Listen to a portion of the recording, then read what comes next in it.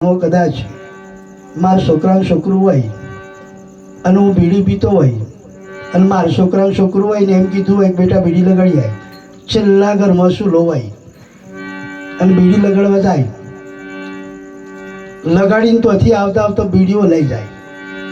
એટલે દાદો કી પાછો જા બેટા, પાછું લગાડીને આવતા આવતા બીડીઓ લઈ જાય. પછી દાદો કી પાછો જા બેટા, આવું 4-5 દિવસ 4-5 ફરો બને ને એટલે પેલા દાદો શું કી ઓમાય ઓમાય તોણતો આવજે, શું કે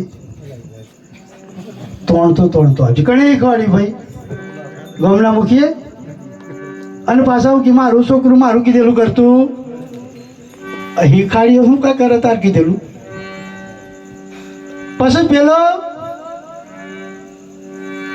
2-5 વાર પછી સોનું પીવન 2-5 વાર પછી જાહેરમાં બીડી પીવાનું. એટલું કે મૂર્ખા મારી નાખે, કેમ બીડી પીવું કે દાદા તમે હિખવાડી તું કે.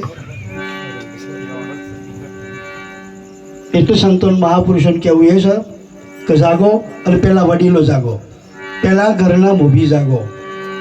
નકર કોઈ ખરેખર દુર્યોધન ના જાગ્યો ને કશું ના વધ્યું ભાઈ. 100 કૌરવ હતા, 100 ભાઈઓ હતા, કશું ના વધ્યું.